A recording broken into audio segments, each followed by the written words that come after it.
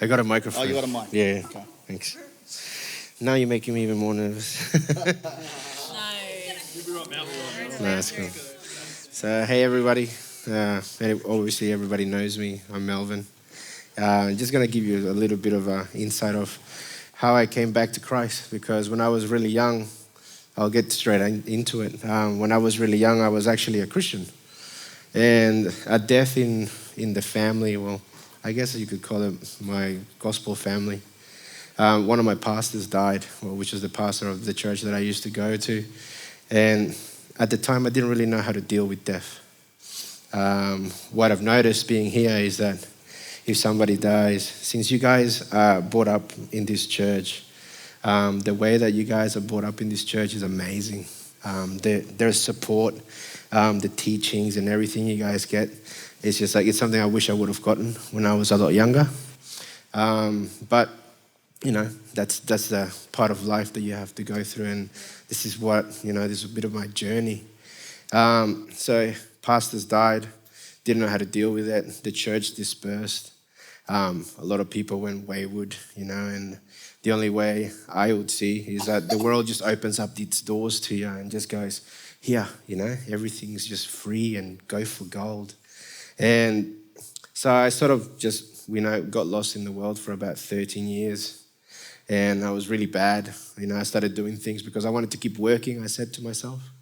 In the midst of that, I had 2 car accidents, like things that you shouldn't be walking out from, And then I'd open the door of a car and walk out, and then the ambulance and the fire department are like, so where's the driver? And I'm like, I'm the driver. And they're like, how? Like, how did you walk out of that?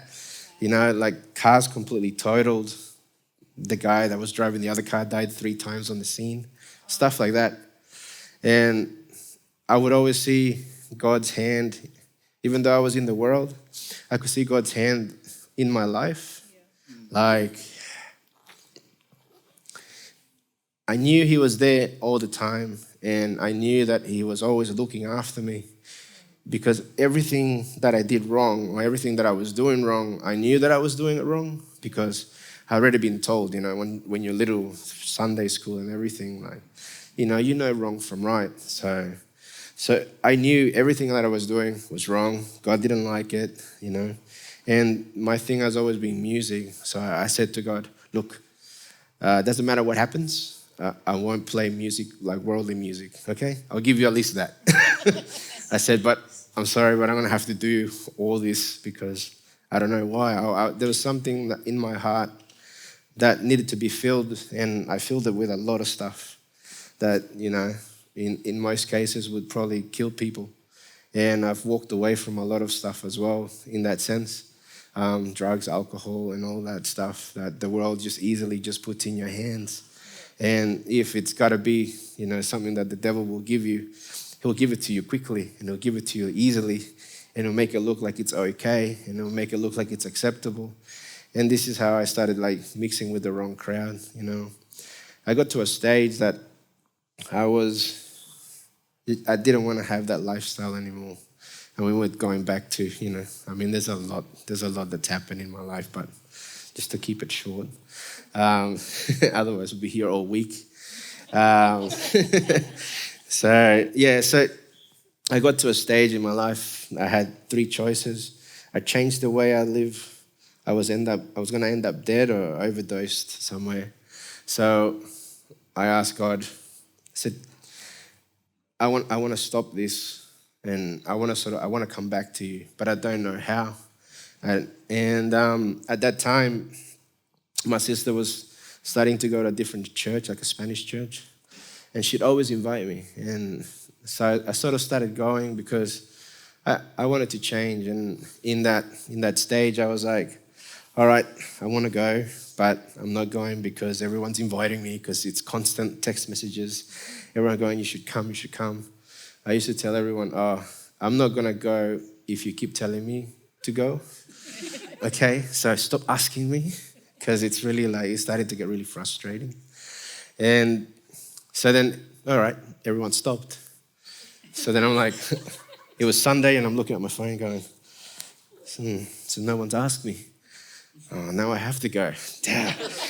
So I showed up to church, and one Sunday, another Sunday, no people stopped asking me, so I was like, oh, okay.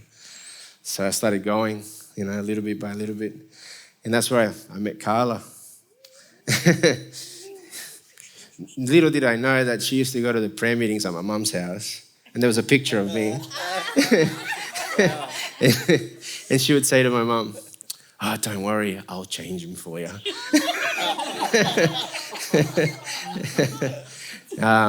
But yeah, long story short, we started sort of seeing each other.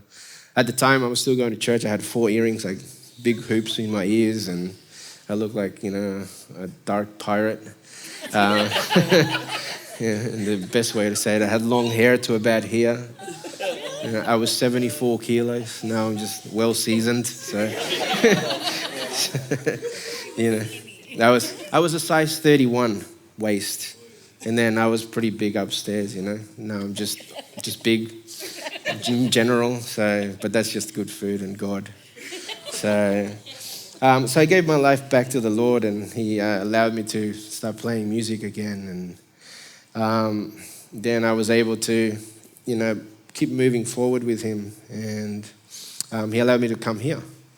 And I asked God. I said, I want more of You. I want to know You more. But I don't know. It seems like here I'm not seem to be getting what I need. And I used to talk to Carl, and I'm like, I don't feel like I'm learning anything, And then so we decided. A friend of hers invited her to the church, and she doesn't come here anymore, which is weird. She's like, come to the church, it's amazing. And then she leaves. But she had her own issues anyway. So anyway, this Sunday, we've come to church, and we're sitting in the car park, and we drive in and we park, and I'm like, and she turns off the car, and then we're still sitting in the car, and then she's like, well, aren't you gonna get out? And I said, well, aren't you gonna get out? So 10 minutes have passed, and we're still going backwards and forwards like we're playing tennis, like, you get out, no, you get out. And I'm like, I'm not getting out. She's like, you're the man, you're supposed to. I'm like, no, now I'm the man, So I'm like, now I'm the man. Okay, cool. So we eventually got out of the car, and the kids were like, what's going on? Are we going or not? And then, I started seeing how through the kids' church and stuff, my son comes home and knows Bible stories and stuff like that, and knows verses of the Bible, and I just love how their upbringing is, and all the testimonies we have with all the youth that are getting married as well, which is amazing. So all those things, I can see that I believe it's a place where you can bring up your kids, you know what I mean? So, and I'm happy for them to be here whenever they want to be here. So, yeah, it's a little bit about me anyway. So, but yeah, this is how God's brought me back from a really dark place, because I didn't think I was ever going to be able to get out of it. I didn't think there was anything that I could physically do to actually walk away from that. Because once the devil's sitting on your shoulders, like, it's really hard to walk away. And then it's really hard to say to everybody that you've been with for 13 years, doing the same thing and rolling in the same crew, and just to walk away. It's either you walk away by the sword, or you don't walk away at all, because they see you as family. And once they see you as family, that's it. Like, you're part of this network of people. And no, you either live in a box or you don't live at all. So God's shown me a lot of grace, and I've been able to walk away from it, and He's blessed me. And I didn't ask for anything. I didn't ask for I didn't ask for beautiful kids and a beautiful wife and my business, but everything's just been a blessing ever since I decided to make that change. And sometimes it can be really hard or difficult for the young people, because there's so much things out there that it's just so easy to fall into. But I just want to encourage you guys to just keep holding God's hand, because it doesn't matter what happens in life.